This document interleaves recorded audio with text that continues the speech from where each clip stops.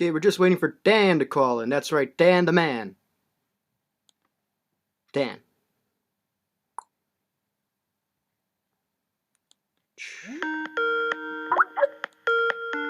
I love the ringtone here.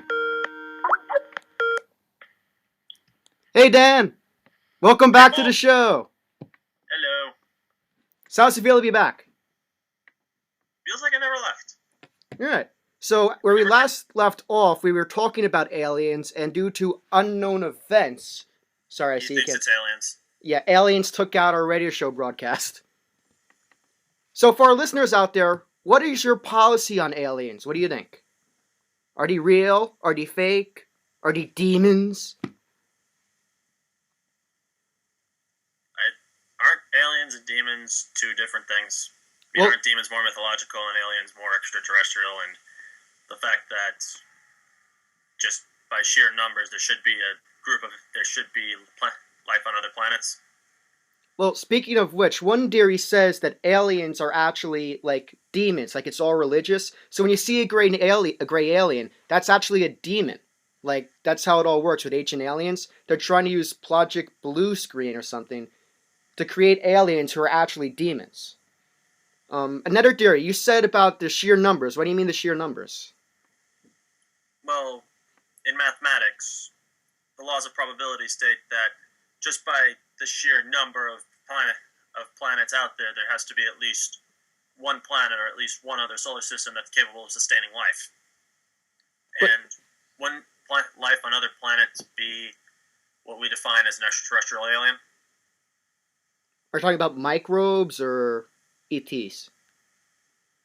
Sorry, what was the last one? Are you talking about microorganisms or ETs, like biological organisms that can walk? I'm actually talking about both because just by sheer number, the universe is big and it is expanding, and with every new solar system that's formed, every new planet that could be formed, there are some odds out there that there's at least one other planet out there that could potentially sustain life, both microorganism and sentient. But speaking of mathematically, out of all the universe that we can see, all of the visible universe, we should have found something. Right. That's what it says mathematically, but we haven't found something. Well, think about our space programs. Think about all the strides we've made in terms of trying to reach contact with other life. And then you look at what the closest galaxy there is, the Andromeda Galaxy.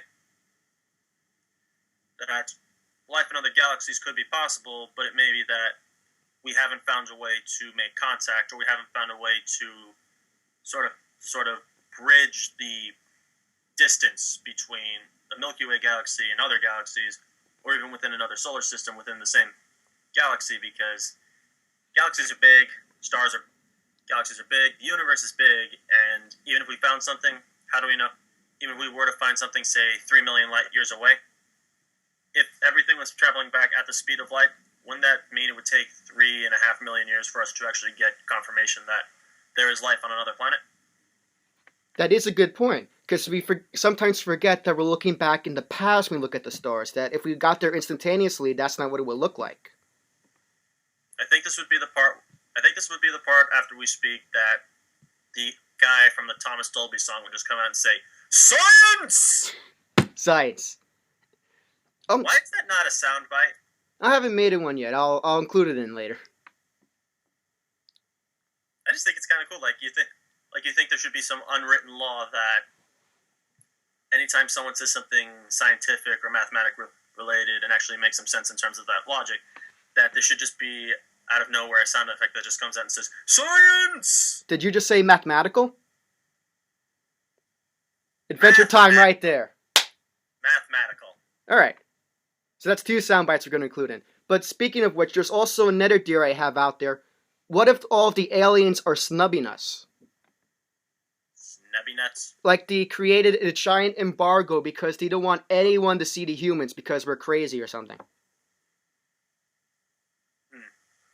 They don't want to see us because we're crazy. I mean, look at how we treated even ourselves. We're very self-destructive as a species. So we try to ignore it, hoping it would go away. No, they try to ignore us. Like, okay, we're snubbing you. Don't talk to us.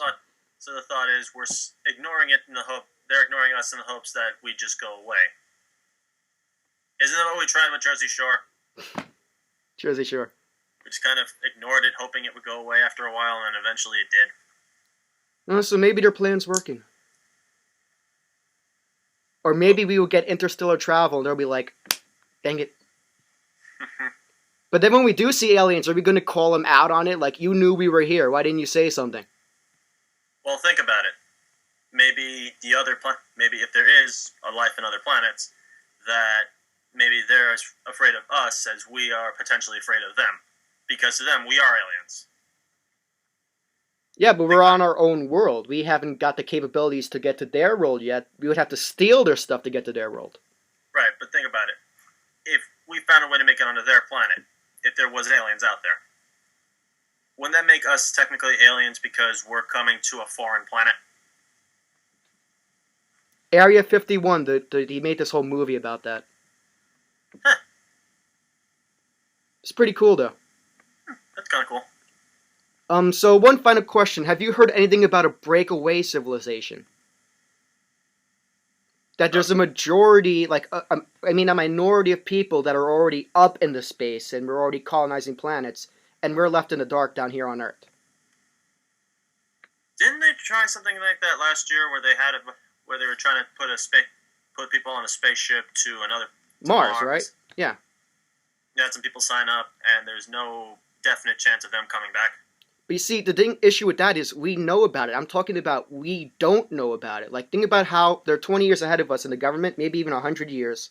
Wouldn't it be more feasibly sound for them to make a breakaway civilization and say heck to the rest of the people who are on Earth? Well, here's the thing. Are you willing to break away from society? Break away from civilization, your loved ones, the things you care about, the things you see every day that you actually like to see? Because when you do a breakaway civilization, you're basically saying there's a good chance you're not coming back to the original civilization. So it's more like, are you willing to kind of live without that? Are you willing to kind of leave everything behind and go off to parts unknown, and without 100% chance that you're coming back?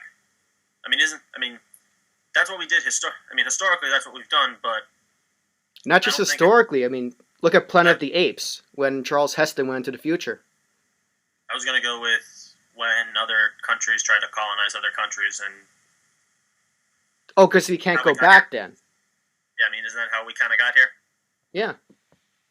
It's just thinking that some people are willing to do it, some people were willing to do it, all the way back then, and there was a strong chance that they were not going to be able to return to their home country. At the same time, I don't think anybody would have... Do you think anybody would want to do that on a sort of, I guess, it's kind of what we're going to say now, cosmic scale? Because it's not that you're leaving your home country, you're leaving your home planet. But as I was saying with Planet of the Apes, that's what Charlton Heston did, and he left because there was nothing to hold him back. So basically, what if you have no loved ones anymore? There's nothing to hold you there. It's still up to you.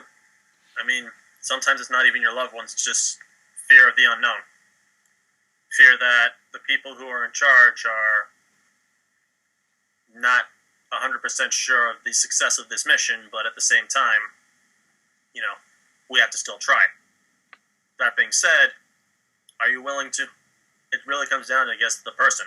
If they're willing to break away from civilization and be okay with it, then, that's up to them. But I can't really make decisions or choices based off someone else, so... All right, Dan, thank you for calling in. Is there any shout-outs you want to give or any last thoughts before we leave? Just want to say thanks for doing this again. Thanks for calling me about it. Oh, and if there are aliens out there, please don't lay eggs in my stomach. Thanks for calling in, Dan. Zoom! See ya. See ya.